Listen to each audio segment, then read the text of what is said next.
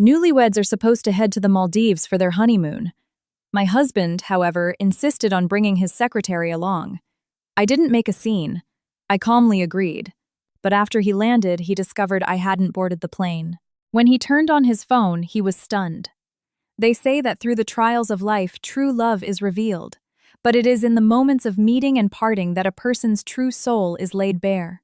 A honeymoon for three. In the International Departures Hall of JFK's Terminal 4, the PA system monotonously announced boarding for our Delta flight. I held my husband Jonathan's arm as we stood at the Sky Priority check-in counter. The moment our passports touched the counter, he gave a soft cough. "Honey, I need to tell you something." He turned to me, the cuff of his tailored suit brushing my arm. There was a forced lightness in his voice. "Ashley has an urgent document that requires my immediate approval, so she'll be flying with us on this honeymoon. We'll just get some work done on the way." Looking up, I saw Ashley Lawson emerging from the crowd. She was wearing a custom-fitted beige designer dress. In her hand, she rolled a Toomey carry-on, the exact same model as mine. Her face wore a perfectly calculated look of apology. "Natalie, I'm so sorry to intrude on your honeymoon, but the thing is, I'm the only one who can finalize this project report with Mr. Pierce. Any delay could jeopardize the company's next funding round," she added, lowering her head slightly, though sparks of triumph danced in the corners of her eyes. Passengers waiting in line cast curious glances our way. Jonathan gently squeezed my waist, a subtle warning not to cause a scene. I stretched my lips into an obedient smile. "It's completely fine. Work comes first. Besides, the three of us will have more fun." At those words, Jonathan visibly relaxed, and Ashley's eyes gleamed. She immediately handed her passport to the ticketing agent. While he checked our information, I pretended to adjust my backpack, swiftly swiping across my iPhone screen. For the sake of convenience, the details of our flight reservations had been linked to my Delta account. I opened the app, found our booking, selected my ticket, and, without a second of hesitation, tapped Cancel Flight. When the confirmation pop-up appeared, I glanced at Jonathan, who was quietly discussing something with Ashley. My finger decisively tapped Confirm. The exact second the successful cancellation notification popped up, I opened my contacts and added both Jonathan and Ashley's numbers to my blocked list. Having done all that, I slipped the phone into my pocket. The smile on my face remained just as soft. The airline agent handed back 3 passports with boarding passes. Jonathan took them, mechanically handed one to Ashley, and shoved mine into my hand. "Here. Let's hurry to TSA security or we'll miss boarding." I took the passport and the boarding pass. The smooth paper of an already invalidated ticket felt like a mockery. "Okay," I nodded, following him toward the security checkpoint. The whole way there, Jonathan discussed work with Ashley, only occasionally turning back to toss a few words my way. His tone was so careless, as if fulfilling some obligatory chore. I gave one-word answers, perfectly aware that this meticulously planned surprise was only just beginning. As we approached the TSA pre-check line, Jonathan and Ashley walked ahead. I intentionally slowed my pace. Waiting until they had cleared the scanners and were out of sight, I turned around and headed straight for the customer service desk. "Hi, I'd like to process a refund for my canceled ticket," I said, handing over my passport and the voided boarding pass. The agent checked the system and quickly processed it. "The funds will be returned to your original payment method within 3 to 5 business days." Stepping away from the counter, I looked toward the security area. Jonathan and Ashley were long gone. I pulled out my phone, double-checked that they were still blocked, opened the Uber app, and requested an Uber Black to our Upper East Side apartment. On the tarmac of Malé International Airport in the Maldives, the tropical monsoon brought with it heavy, salty air. Carrying his luggage, Jonathan stepped off the plane and habitually looked back. Only Ashley was following him. Natalie was nowhere to be seen. He frowned and pulled out his phone to call her, but the screen displayed a notification. Call failed. "Strange, why can't I reach her?" he muttered, trying again. The result was the same. Ashley stepped closer, a faint shadow of gloating on her face. "Mr. Pierce, maybe Natalie's phone died, or the reception is bad. Maybe she's waiting for us inside the terminal. Let's go get the checked bags first." Jonathan nodded and followed the crowd to baggage claim. He watched the carousel go round and round, but never saw Natalie's rose gold suitcase. A vague sense of unease began to pool in his stomach. He took out his phone again and opened iMessage to text her, only to see his messages failing to deliver. He switched to WhatsApp, but there was no profile picture, just a single gray checkmark. He had been blocked. Ashley, peering over his shoulder, saw this and could no longer hide her smile. "Jonathan, do you think maybe she intentionally didn't get on the plane?" Jonathan's face darkened. He said nothing, grabbed Ashley by the arm, and briskly walked out of the airport. They hailed a taxi and drove straight to the luxury beachfront resort they had booked in advance. At the front desk, the receptionist checked their details and politely asked, "Excuse me, sir, but is Mrs. Natalie Pierce not joining you? We only have a reservation for 2 guests, and we need her passport for the primary booking." Jonathan struggled to suppress his anger. "Just check us in for now." Upon receiving the keycard, he practically stormed into the room. The massive ocean view suite was empty. There wasn't a single item belonging to Natalie. He took out his phone and tried to reach me again through every possible avenue: calls, texts, emails. It was all in vain. Ashley sat on the sofa on one hand, pretending to comfort him while on the other, stealthily admiring the lavish suite with undisguised pleasure. Right as Jonathan was furiously pacing the room, his phone buzzed. An SMS arrived from an unknown number. He hastily opened it. It was a message from me. "Jonathan, congratulations on the start of your new family life. I wanted to have a beautiful honeymoon with you, but honestly, I can't stand noisy crowds of 3, so I won't get in the way of you and your secretary. Oh, I almost forgot the money in our joint accounts, the apartment we paid the mortgage on together, and your company shares. I've already had my lawyer file an injunction to freeze them. They should be locked down by now. Enjoy your time in the Maldives. The divorce papers will be served via my attorney. Wishing you both a very pleasant partnership." The message was short, but it hit Jonathan like a sledgehammer. He gripped the phone so tightly his knuckles turned white, the color draining entirely from his face. "Impossible! How dare she!" he roared, hurling his phone at the sofa. It bounced and hit the floor, cracking the screen. Ashley flinched, hastily picked up the phone, and after reading the text froze with a face contorted in horror. "Jonathan, what do we do now? The accounts are frozen. How are we going to pay for things here?" Jonathan ignored her. He walked to the window, staring out at the azure sea, his chest heaving heavily. He never expected that the always quiet, obedient Natalie was capable of this. He tried calling his company's finance department to wire him money, only to discover that neither his personal nor corporate accounts were working. He tried to contact his lawyer, but that number went straight to voicemail. Natalie had undoubtedly anticipated that too. Ashley stood nearby, looking at him in panic. All her previous confidence had evaporated. She had thought that by coming to the Maldives with Jonathan, she could enjoy a luxury vacation, solidify their relationship, and perhaps even take his wife's place. But now, with all assets frozen and no way to contact the US, they were trapped in a foreign country. Jonathan took a deep breath, forcing himself to calm down. He turned to Ashley. "Call your family or friends immediately. Have them wire you some cash. We need to cover our current expenses. And try to reach the VP of the company. Tell him to help me sort out the accounts." Ashley nodded. My Uber pulled up smoothly to the sleek glass skyscraper of Sullivan & Associates in Manhattan's financial district. I stepped out my heels, clicking confidently on the pavement. The elevator took me up to the 40th floor. As the doors parted, I was greeted by Mr. Sullivan's paralegal Brian. "Natalie, Mr. Sullivan is waiting for you in the conference room." I followed him into a soundproofed glass boardroom. Attorney Sullivan sat by the window reviewing files. Seeing me, he immediately stood. "Natalie, please have a seat." He handed me a glass of warm water with lemon.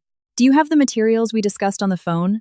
I nodded, pulling a thick folder from my designer tote bag and placing it on the table. "Everything is here, Mr. Sullivan." I opened the folder.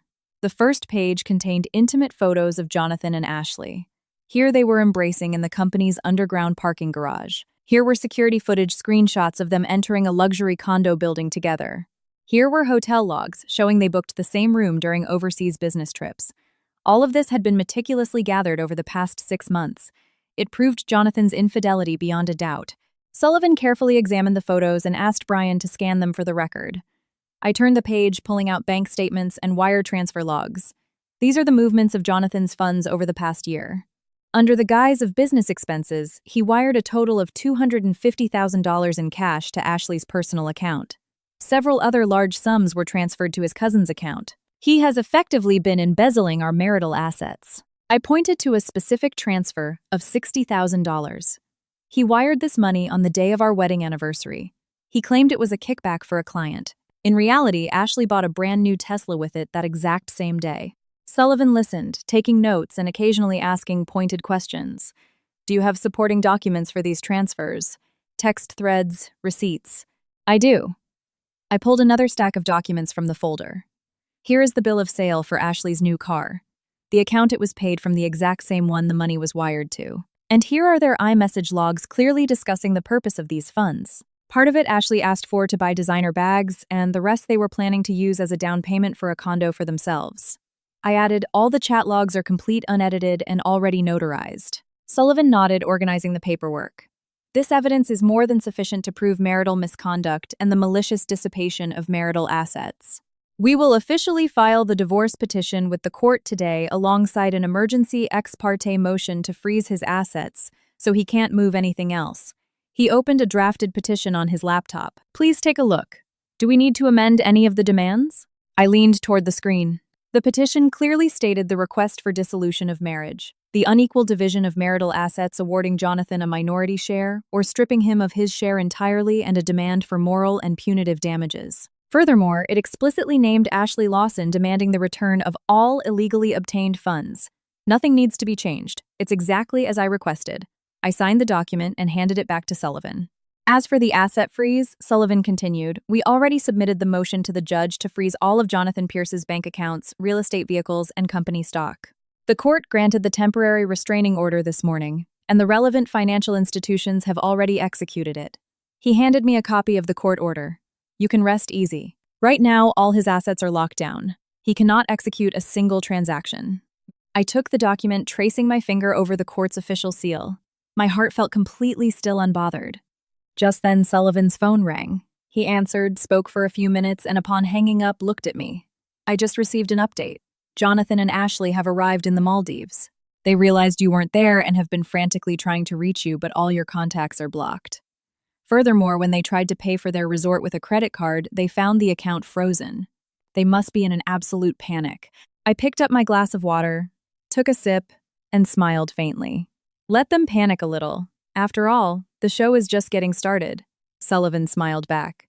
Next, we will push forward with the divorce proceedings and the financial discovery simultaneously. If you find any new evidence, contact me anytime. As for Jonathan's company, we will also have forensic accountants audit it to ensure we don't miss a single hidden asset. I stood up and shook his hand. Thank you, Mr. Sullivan. I leave the rest in your capable hands. Stepping out of the office, the afternoon sun was bright. I looked up at the blue sky, pulled out my phone, and dialed a number. Hello. Please run an immediate financial check on Innovatech, specifically the projects Pierce managed. Report any anomalies to me right away. The corporate office of Jonathan's company, Innovatech, was located on the top floor of a prestigious skyscraper in the financial district. When I approached the reception desk, the young woman was visibly taken aback. Natalie, what are you doing here? Confusion was written all over her face. She clearly hadn't expected to see me. I'm here to hold an emergency board of directors meeting. I handed her a pre-drafted notice of convocation, signed by me as a 30% shareholder, fully compliant with the company's bylaws. The receptionist didn't dare delay and immediately called the board secretary. Within minutes, he rushed out of the elevator looking bewildered. Natalie, why are you calling an emergency meeting without notifying Mr. Pierce? I did notify him. He's just likely too busy to answer his phone right now. I smiled calmly and followed the secretary to the top-floor executive boardroom. By the time I entered, 4 other board members were already seated at the mahogany table, looking perplexed. They had only received the notice that morning and had no idea what the agenda was. I took the shareholder's seat next to the chairman's empty chair and connected my laptop to the projector. Gentlemen, I called this emergency meeting today to share 2 vital pieces of information. I swept my gaze across the room, lingering on the CFO, Mr. Gallagher. First, regarding the company's financial status over the past year, I have a detailed forensic audit report. Please take a look. I clicked my mouse and charts and spreadsheets appeared on the screen. This is $5 million that Jonathan Pierce siphoned from company accounts under the guise of project investments. In reality, this money was never used for any project. It was wired directly into a shell company he controls. I pointed to a massive transaction. And here, abusing his executive power, he transferred key company patents to an affiliated firm at a fraction of their value, securing personal profit and causing a direct loss to Innovatech of at least $3 million. A murmur broke out in the room. The directors began whispering furiously. Mr. Gallagher adjusted his glasses. Natalie, are these figures accurate? None of this was in the financial reports we reviewed. Absolutely accurate. I pulled the original audit report from my folder and distributed copies to the directors. This report was prepared by one of the Big Four accounting firms. Every cent is tracked. To hide this, Jonathan falsified company financials and bribed a senior manager in the finance department. I clicked my mouse again and a video played on the screen, a confession from that very finance manager. It was his voluntary testimony proving that Jonathan had ordered him to cook the books and misappropriate funds. When the video ended, a suffocating silence hung over the room. Second, I continued. Jonathan Pierce has been engaged in a long-term inappropriate relationship with his secretary Ashley Lawson and has been utilizing company resources for her personal gain. This includes, but is not limited to, unjustified promotions, inflated bonuses, and embezzlement of corporate assets. I displayed screenshots of their messages and expense reports, confirming Ashley used a corporate card to pay for her luxury lifestyle. This evidence is more than enough to prove that Jonathan has grossly violated the company's bylaws, inflicted severe financial damage, and compromised Innovatech's reputation. An older board member tapped the table. Natalie, what exactly is your goal here?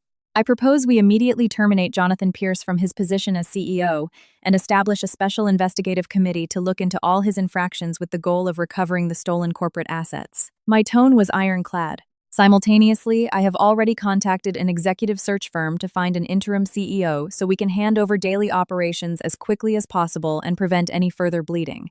The directors exchanged glances. Mr. Gallagher spoke first. The evidence Natalie has provided is undeniable. Jonathan's actions have severely harmed the company and its shareholders. I vote in favor of his termination. Following him, the rest of the board expressed their agreement.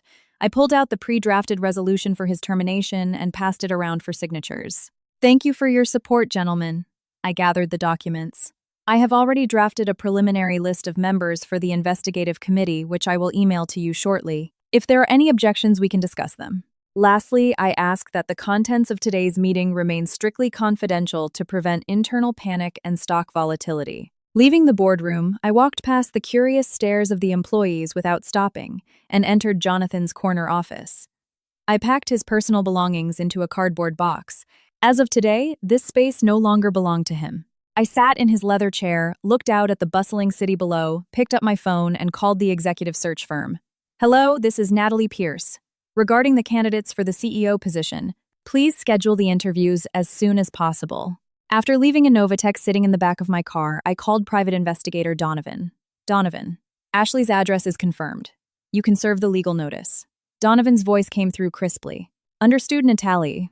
The address is confirmed, Lumina Towers in Brooklyn, Building 12, Apartment 1802. I'm downstairs now and heading up. Thank you. When you serve her, make sure to record audio and video so we have proof she received it personally. If she refuses to sign, leave the notice at the door as the lawyer instructed, and take a photo for confirmation. Hanging up, I opened a live stream link on my phone. The screen displayed the feed from Donovan's hidden body camera. Dressed in dark casual clothing, holding a sealed manila envelope, he walked into the lobby of the luxury complex. The grounds were pristine with green trees and a modern fountain. It was hard to imagine someone living here who made a living destroying other people's families. The elevator dinged at the 18th floor. Donovan stopped at door 1802 and pressed the bell. About half a minute later, the door cracked open, and Ashley's face appeared in the gap. She clearly hadn't expected visitors. Traces of a freshly removed sheet mask were still visible on her skin. Seeing Donovan, she grew guarded. Who are you? What do you want? Are you Ashley Lawson? Donovan flashed his credentials briefly. I'm a private investigator hired by Natalie Pierce. You need to sign to confirm receipt of this legal notice. Ashley's face instantly darkened and she tried to slam the door shut. I don't know any Natalie and I'm not signing anything. Go away, Donovan was ready. He wedged his foot and arm in the doorway, blocking it, and said, sternly, Miss Lawson, this notice concerns your embezzlement of corporate funds and the alienation of affection in a marriage. Please accept it. If you refuse, we will consider you legally served regardless, and you will bear full legal responsibility. Ashley froze, her eyes darting nervously. The mention of corporate embezzlement hit the mark. After a few seconds of hesitation, she reluctantly opened the door wider, crossed her arms, and glared at Donovan. What kind of notice? I'm warning you, don't cause a scene here or I'll call the police. Ignoring her threats, Donovan pulled the document from the envelope and handed it to her. You can read the contents first, then sign. Ashley snatched the notice and began skimming it. The further she read, the paler she became, and her fingers began to tremble. The document detailed all her infractions in plain legal English, using her position to pay for personal expenses under the guise of office supplies and client entertainment, totaling over $100,000. receiving marital assets from Jonathan Pierce amounting to $250,000, and complicity with Jonathan in defrauding Innovatech for an additional $60,000. Finally, it cited her prolonged inappropriate relationship with a married man. At the end of the document was a strict demand.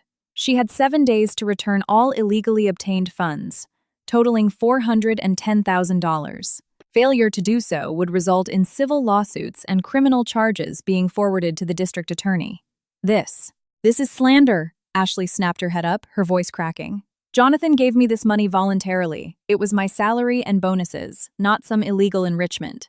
Whether it's illegal, enrichment isn't up to you to decide, Donovan said smoothly, pulling out a digital recorder. We have the original receipts for your personal expenses, bank statements, and your text history with Jonathan Pierce. The evidence is irrefutable. If you disagree with the notice, you can argue it in court. But until then, I suggest you return the specified amount. Ashley entirely lost her composure. She threw the papers onto the hardwood floor and screamed, I'm not signing anything, and I'm not returning a dime. Natalie set this all up. She's just jealous of me, miss. Lawson, calm down. Donovan bent down and picked up the document. Your actions constitute a felony. If you continue to refuse to cooperate, we will immediately contact the NYPD and file the lawsuit. You won't just be looking at returning the money. You'll be looking at prison time. Ashley swayed on her feet. Fear and despair clouded her eyes. She knew Donovan had enough evidence to destroy her. She stared at the papers in his hand for a long time, before finally gritting her teeth, snatching a pen and scribbling her signature. She pressed down so hard the tip of the pen tore the paper. Donovan retrieved the signed document, ensured his camera captured the interaction, and left. Walking out of the building, he sent me a text. Natalie, the notice has been successfully served. Ashley Lawson signed it personally. The entire process is on video. At 10 a.m., the flagship branch of Manhattan Trust Bank wasn't too crowded. Dressed in an elegant beige pantsuit, I walked into the VIP Wealth Management Lounge. The moment I gave my name, a branch manager named Michelle approached me with a professional smile. Natalie, you're finally here. I have all the paperwork you requested ready. She led me into a private, glass-walled office and offered me a cup of warm water with lemon. You mentioned on the phone that you wanted to initiate the division of your joint assets. Do you have all the necessary legal documents with you? I nodded, pulling items one by one from my briefcase. The judge's order, freezing the assets, the filed petition for divorce, the inventory of marital property, and the division agreement signed by my attorney, Mr. Sullivan. I spread them out across the large glass desk. These are all originals, Michelle. You can verify them. Michelle put on her glasses and began carefully reviewing the paperwork, occasionally cross-referencing information on her computer system. I sat on the sofa opposite her, glancing at the digital screen on the wall, playing ads for mutual funds, but my mind was entirely focused on the impending division of assets. This money consisted of my premarital savings income from my own business during the marriage and a portion of my inheritance. I wasn't going to let Jonathan use a single cent of it for his dirty dealings. Natalie, all your documents are perfectly in order, Michelle said, setting the papers aside. However, there is one thing I need to inform you about. All of Mr. Pierce's accounts, including his payroll account, investment portfolios, certificates of deposit, and the supplementary card attached to your joint account, were legally frozen by the court yesterday afternoon. They are currently set to receive-only mode. She leaned in slightly. Furthermore, our fraud department flagged that he attempted to use his credit card to pay for a hotel in the Maldives, which was declined due to the freeze. He also submitted 3 separate applications for a high-limit personal loan online. All 3 were automatically denied. I picked up my water, the corners of my lips twitching into a barely noticeable smile. I know. My legal team filed the injunction. I gestured for her to continue.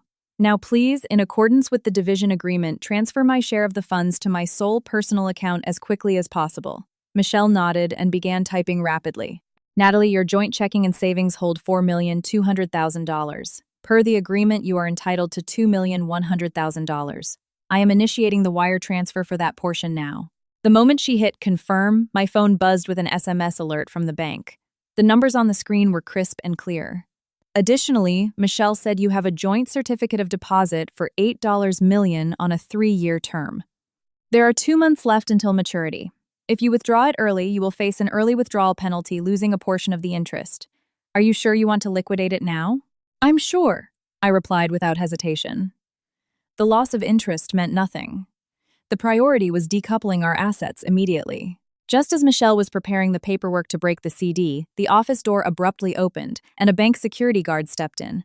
He hurried over to Michelle and whispered something in her ear. Her expression shifted slightly and she turned to me apologetically. Natalie, I'm so sorry. Could you give me just a couple of minutes? I need to handle a situation on the floor. I nodded, watching her leave. Curiosity bloomed in my chest. Soon, the muffled sounds of an argument drifted in from the main teller area. Over the thick glass, I distinctly recognized the angry, impatient voice of one of the men. It was Jonathan's cousin Kevin, the very same cousin who had helped him launder the money. I stood up and walked to the office door to look. Kevin was standing at a teller window, jabbing his finger at an employee and yelling, "On what grounds did you freeze my account? I have nothing to do with Jonathan's business. Unfreeze my money right now or I'm filing a lawsuit." He was wearing a wrinkled jacket, his hair a mess, his face red, with impatience. A small crowd of onlookers had already gathered. Michelle was trying to calm him down. "Sir, your account was frozen because there is documented evidence that Mr. Pierce repeatedly wired large sums of money to it, raising suspicions of malicious dissipation of marital assets. The court order explicitly lists associated accounts." She held out a copy of the injunction. "Here is the relevant legal documentation." "I don't give a damn about your court order." Kevin smacked her hand away, sending the papers fluttering to the floor. "Jonathan loaned me that money to start a business. It has nothing to do with his marital assets. If you don't unlock it, I'm not leaving." With that, he literally sat down on the marble floor, clearly intending to throw a tantrum. I frowned, walked back to my seat, and sent a quick text to Attorney Sullivan detailing the situation. A few minutes later, he replied, "Kevin's account is a primary channel Jonathan used to hide money. We have proof of his complicity. Ignore him. Let the bank follow protocol. If necessary, we can have the court send the police." Receiving that message, I relaxed. Soon, Michelle returned to the VIP office looking apologetic. "Natalie, I am so sorry for the disturbance." "It's fine," I shook my head. "Just deal with Kevin by the book. Let's finish our business." Michelle nodded, returning to her computer. "Natalie, liquidating the CD requires corporate approval. It will take about half an hour," she added. "Also, the commercial property you co-own in Midtown Manhattan has been frozen by the court. Once the divorce decree is finalized, we will assist you in transferring the deed entirely into your name." I pulled out my phone and opened the saved lease agreement for that property. The monthly rent was $80,000. Previously, it had been deposited into our joint account, but with the freeze, the rent was in limbo. "Michelle, what about the rental income?" "Don't worry," Michelle smiled reassuringly. "We've already contacted your commercial tenants. Starting this month, the rent will be deposited directly into your sole account. We've prepared the automated clearinghouse authorization for you. You just need to sign it." At that moment, Michelle's desk phone rang. She answered, and after a brief conversation, a knowing look washed over her face. Hanging up, she turned to me. "Natalie Corporate just informed me. Mr. Pierce just tried to log into his online banking app again. He was attempting to liquidate shares in his mutual funds and wire the cash to his sister's account. Because of the freeze, the transaction failed." She paused. "We also flagged that he attempted to contact an offshore private bank trying to move foreign currency assets. But our anti-money laundering system flagged and blocked the operation immediately." I raised an eyebrow in surprise. I hadn't expected Jonathan even backed into a corner to keep making such pointless attempts. He's in the Maldives right now. How is he using online banking? "Through the mobile app, most likely," Michelle explained. "However, all his operations are monitored by the system in real time. Any attempt to withdraw or transfer funds triggers an automatic lockdown. In fact, we've temporarily disabled his transfer features entirely. He's on view-only access. He can stare at the millions in his accounts, but he can't spend a single cent." As we spoke, an approval notification popped up on Michelle's monitor. "Natalie, the CD liquidation is approved." She printed a receipt and handed it to me. "Please verify the amount. If everything is correct, sign here." I checked it carefully. The $8 million CD minus the early withdrawal penalty came out to $7,800,000. Per our agreement, my half was $3,900,000. Added to the $2.1 million from checking and 6 months of commercial rent at $480,000, the grand total was $6,480,000. Everything matched. I took the pen and signed my name with firm, confident strokes. Michelle took the receipt and handed me my copies. "Natalie, all asset transfers are complete. The funds have already hit your new account. You can check your app. Here is your new debit card. Going forward, your assets will be managed by a dedicated private wealth manager. You can contact me anytime with questions." I took the card, slipped it into my wallet, and stood up to shake her hand. "Thank you for everything." When I walked out of the bank, the sun was shining brightly. I looked up at the sky and checked the balance on my banking app. The figure, $6,480,000, displayed crisply on the screen. Just then, another message arrived from Sullivan. Natalie Kevin was detained by bank security for disorderly conduct. We've contacted the NYPD. His complicity in money laundering will be formally investigated. It was high noon in the Maldives. Sunlight flooded the luxury hotel suite, but Jonathan's face was darker than a storm cloud. He had dumped the entire contents of his suitcase onto the plush carpet, a Patek Philippe watch, a Cartier necklace, and a limited edition Rolex. In the past, these items were symbols of his status. Now they were his only hope of salvation. These have to be worth at least 200 grand on the secondary market, Jonathan muttered frantically, polishing the watch face with his shirt. A faint glimmer of hope laced his voice. That's enough to buy us flights home. Ashley sat on the couch, staring blankly. But we don't know anyone here. How are we supposed to sell them? Luxury resorts usually have connections to high-end pawnbrokers. Or I can ask the concierge to help, Jonathan said, pulling out his phone to search for local buyers. But at that exact moment, a notification slipped under the door from hotel management. Dear Mr. Pierce, the presidential suite you are currently occupying has been legally encumbered under a mandate filed by Mrs. Natalie Pierce. All high-value items currently within the suite may not be removed from the premises without her express written consent. Furthermore, due to your violation of the booking agreement, unauthorized alteration of registered guests, you are subject to a penalty fee of $15,000 USD. We ask that you settle this balance within 24 hours. Failure to comply will result in the resort contacting local law enforcement. Jonathan's hand trembled and the phone slipped from his fingers, landing on the carpet. Impossible! How could she have set all this up in advance? He roared, snatching the phone back up and furiously dialing the front desk. On what grounds are you seizing my property? I demand you let me leave with my watches and jewelry. Mr. Pierce, this is being executed in accordance with a legally binding deposit contract Mrs. Pierce arranged with us in advance.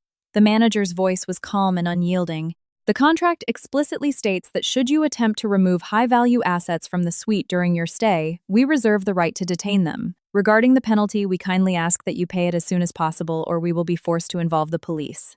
Hanging up, Jonathan shook with rage. He turned to Ashley. This is all because of you. If you hadn't tagged along, none of this would be happening. Hearing this, Ashley burst into tears. You were the one who wanted me to come, and now that everything's falling apart, you're throwing me under the bus. They began screaming at each other, hurling accusations. The luxurious suite echoed with shouts and the sound of breaking glass as things were thrown. After the fight, Jonathan cooled down slightly. He knew this wasn't the time to point fingers. He desperately needed cash. He suddenly remembered he had left a rare uncut sapphire in the hotel safe, a stone he bought last year in Sri Lanka. It was incredibly valuable. He rushed to the safe, but a hotel security officer arrived at the door, informing him that the sapphire was also frozen under Natalie's mandate. Mrs. Pierce declared that this sapphire is marital property, and until the division of assets is legally finalized, neither party may remove it, the officer said, showing Jonathan the legal hold bearing Natalie's signature. Jonathan stared at the document, his vision swimming. He hadn't expected Natalie to cut off every single avenue of retreat. Stumbling back into the room, he collapsed onto the floor. Looking at his seized belongings and remembering the massive hotel fine, a crushing sense of despair washed over him. Ashley walked over to him, her voice trembling with tears. What do we do now? Are we just stuck here forever? Jonathan said nothing. He pulled out his phone and tried calling several of his wealthy friends back in New York, but they either ignored his calls or found flimsy excuses to hang up. He realized then that Natalie hadn't just frozen his assets, she had likely warned his entire social and professional circle. Just then, there was a heavy knock on the door. Two burly men in resort security uniforms walked in. Mr. Pierce, the deadline to pay the penalty has passed. Will you be settling the bill now? Jonathan looked up at them, his eyes full of rage and powerlessness. I don't have the money right now. Can you just give me an extension? Unfortunately, we are following protocol, the guard said coldly. If you cannot pay, we will have to hand you over to the local authorities. With that, they pulled out a pair of zip ties. Jonathan recoiled in horror while Ashley backed into a corner, trembling uncontrollably. My SUV turned off the interstate and onto a winding suburban road in Connecticut. Half an hour later, the familiar silhouette of the old house came into view. Brick walls, a slate roof, and a massive oak tree by the driveway. I parked, grabbed some gift bags from the trunk, and walked through the open front gate. Who's there? My mother-in-law's voice drifted from the kitchen. I walked in and saw her busy preparing a roast. Mom, I called out softly. She turned around and froze. Natalie, what are you doing here? Where is Jonathan? Weren't you two supposed to be flying to the Maldives? I came to talk to you. Jonathan is still in the Maldives. I didn't get on the plane. Just then, my father-in-law walked out of the living room holding a copy of the New York Times. What happened? Why aren't you together? Did that idiot do something to hurt you again? I shook my head, walked into the living room, and sat down at the large dining table. Taking the folder from my bag, I said, Mom, Dad, please sit down. I need to tell you something important. They exchanged worried glances and sat across from me. I opened the folder and slid the photographs of Jonathan and Ashley toward them. Mom, Dad, Jonathan has been cheating on me. With his secretary, Ashley. These photos were taken over the last 6 months. I also have proof they've been practically living together. My mother-in-law picked up the photos, her face growing darker by the second. That bastard. Is this how we raised him? Cheating on his wife? He's disgraced our entire family. My father-in-law silently stared at the pictures, a deep scowl forming on his face. I pulled out the evidence of the embezzlement and asset hiding. It gets worse. Jonathan used various excuses to siphon off our marital savings, and he even embezzled company funds to buy Ashley designer clothes and a down payment on a luxury condo. Here are the bank statements and the forensic audit report. My father-in-law took the audit, put on his reading glasses, and, after scanning a few lines, slammed his fist onto the table in fury. Damn it. How could I raise a son like this? Embezzlement. They lock people up in federal prison for this. Mom, Dad, I've already filed for divorce and secured a court order to freeze his assets. All of Jonathan's accounts are locked right now. I looked at them with genuine sincerity. I didn't come here today to complain, just to tell you the truth. I know you've always treated me like your own daughter, so whatever you decide, I will understand. My mother-in-law wiped away tears and reached out to hold my hand. Oh, Natalie, sweetheart, I am so sorry. That foolish boy betrayed you so terribly. We are so ashamed. She turned to her husband. They need to divorce. Jonathan made his bed, let him lie in it. We will not cover for him. My father-in-law nodded, sighing deeply. Natalie, our family has wronged you. Rest assured we won't stand in the way of the divorce. In fact, we'll help you however we can. That idiot has a few secret stashes and old accounts he opened when he was younger. We know the passwords. We'll give them to you right now. He stood up, walked into the study, and returned with an old leather-bound notebook. Here's his savings passbook from college. There should be money in there. The pin is his birthday. Also, in the bottom drawer of his old bedroom, there's a lockbox with investment certificates he bought behind your back. My mother-in-law chimed in, and that Ashley girl. I always felt something was off about her. She always avoided eye contact and wore clothes way above her pay grade. The last time she was here for a company dinner, she left a bracelet behind. Here, her name is engraved on it. Maybe Jonathan bought it with company money too. Take it. Use it as evidence. I took the passbook and the bracelet, feeling a profound warmth spread through my chest. The understanding and support of my in-laws fortified my resolve. Mom, Dad, thank you. No matter what happens, I will always consider you my family. Silly girl, we should be thanking you, my mother-in-law, patted my hand. Jonathan threw away an amazing woman. That's his own fault. If you meet a good man in the future, we'll be nothing but happy for you. I stayed for lunch. They shared stories from Jonathan's childhood, their voices laced with bitter disappointment and pain. When it was time to leave, they walked me to my car. Take care of yourself, Natalie, my mother-in-law urged. If you need anything, call us immediately. We will always have your back. I nodded, feeling tears prick the corners of my eyes.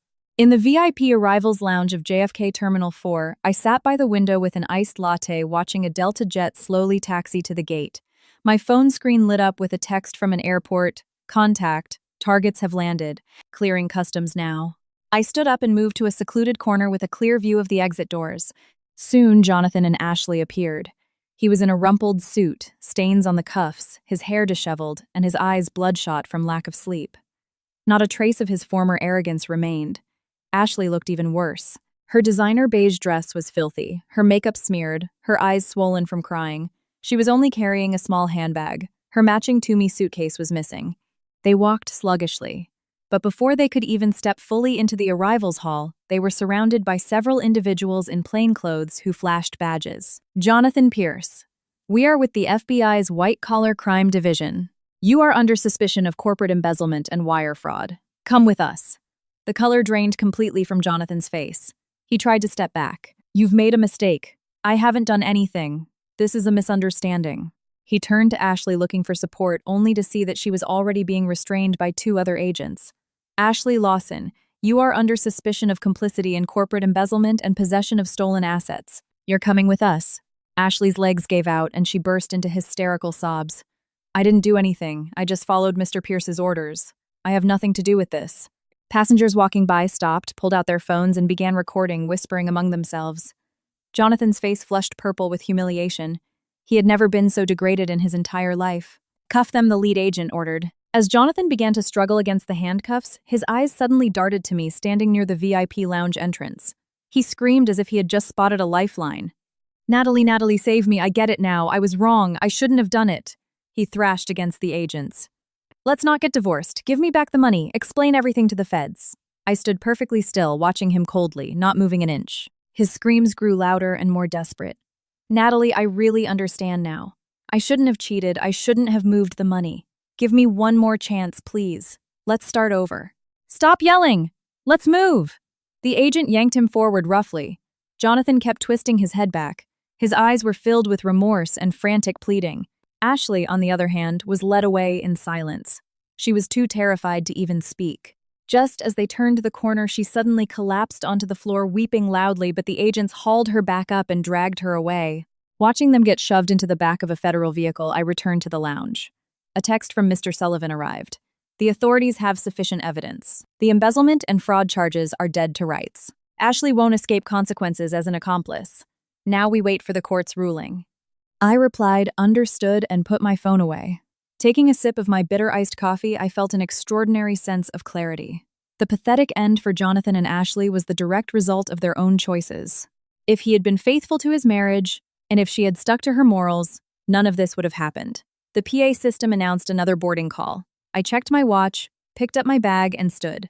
Now it was time to head to family court for the settlement conference. The doors to the mediation room opened, and Jonathan, wearing a standard-issue orange jumpsuit, was escorted in by a bailiff. His hair had been buzzed short. His face was gaunt. The arrogance that once defined him was completely gone, replaced only by exhaustion and raw panic. Seeing me, he froze, but the bailiff forced him into the chair across from me. The judge sitting at the head of the table opened the file. Jonathan Pierce, Natalie Pierce, we are convening this settlement conference regarding your divorce petition. The goal is to establish your positions on the dissolution, the division of assets and liability. Let us hear your statements. Jonathan immediately spoke up, his voice raspy. Your Honor, I don't want a divorce. I know I was wrong. I shouldn't have cheated. I shouldn't have taken the money. I repunt. He looked at me pleading.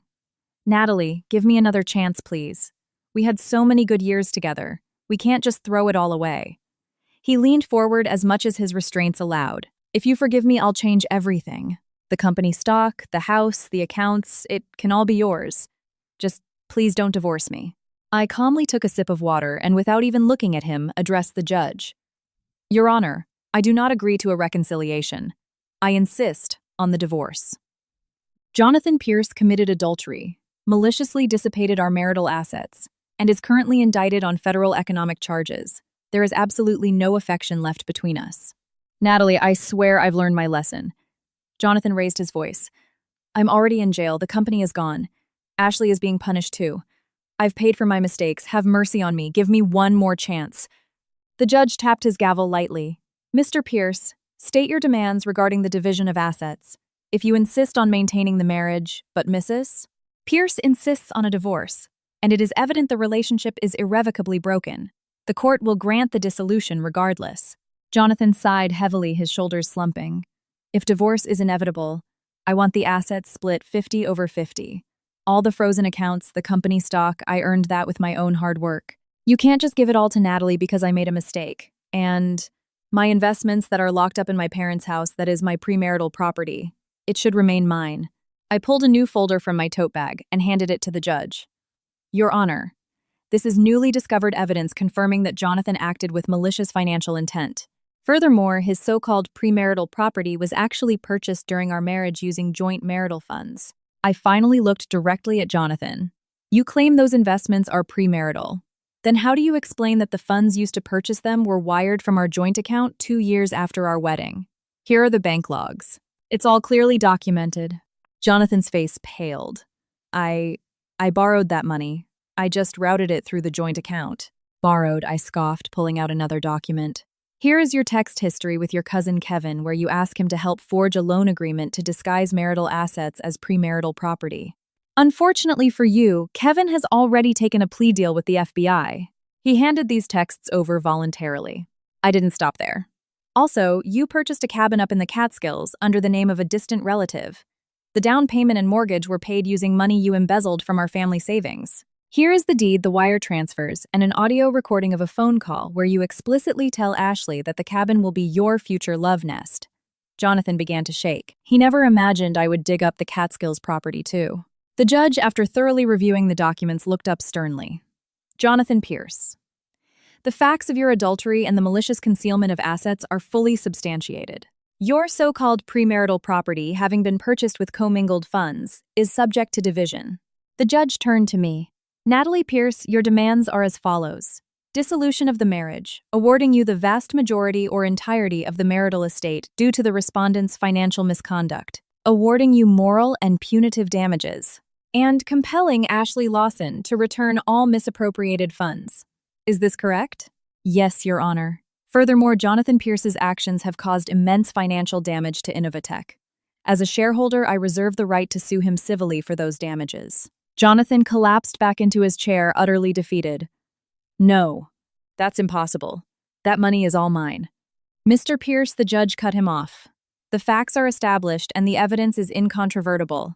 If you do not agree to the mediation terms, the court will issue a ruling in accordance with the law. The party guilty of infidelity and malicious dissipation of assets may be stripped of their equitable share. In this case, Mrs. Pierce's demands are legally sound and justified, and the court will uphold them. Jonathan stared at me with a mix of profound regret and absolute despair. He knew it was over. He had lost everything. Since the parties cannot reach a mutual agreement, this mediation is concluded. The case will proceed to a final ruling, the judge stated. Closing the file. I picked up my pen and signed the hearing transcript, never looking back. On the morning the final judgment was delivered, the sun was just rising over the horizon. I was living in my new beachfront home in the Hamptons. Wearing a comfortable linen loungewear set, I was watering the succulents on my deck when the doorbell rang. A courier handed me a thick, sealed envelope. Certified mail from the court, Mrs. Pierce. Inside, the first page of the decree bore the bright seal of the state of New York. In bold black ink, it read, "Marriage between Natalie Pierce and Jonathan Pierce is hereby dissolved.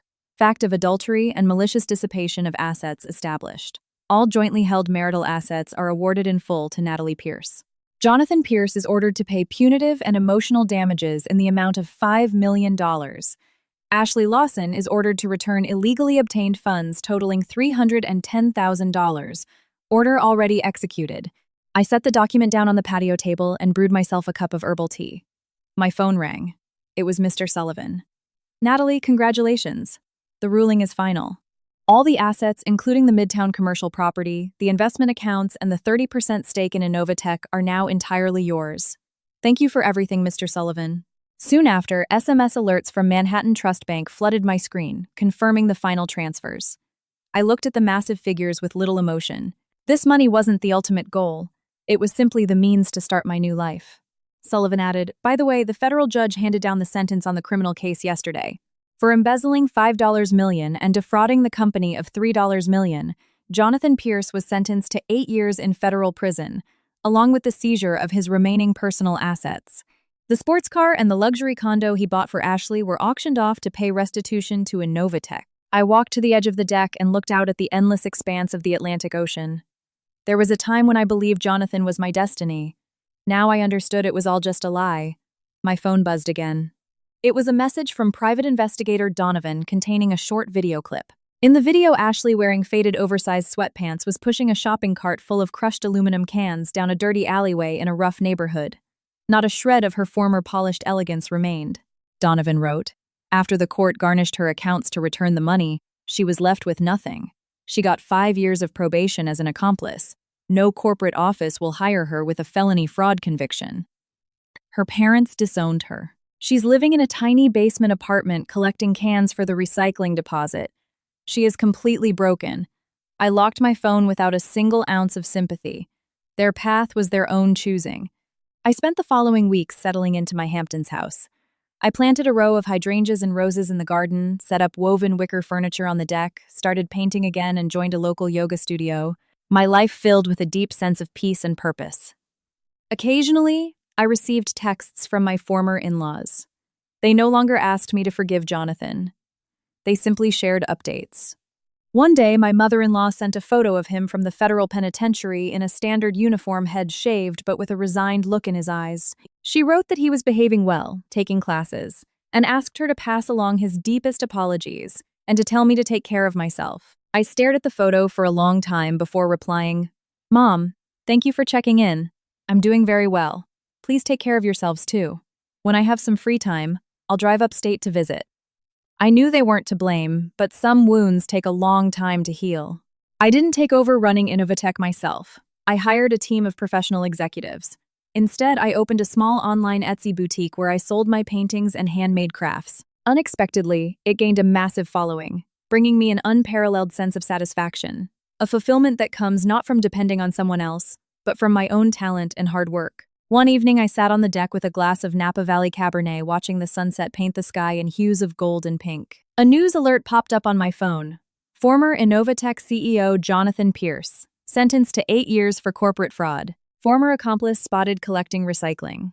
In the comments, people wrote that karma always comes to collect. I swiped the notification away. Their fate no longer concerned me. Surviving that betrayal didn't break me. It only forged me into something stronger. Night descended over the shoreline. I looked up at the stars, fully realizing that the nightmare was truly over. Now I could live exactly as I pleased. The future was unknown, but I knew I had the strength and courage to face whatever it brought. I would love myself, enjoy the beauty of life, and walk confidently on my own path toward a brilliant tomorrow.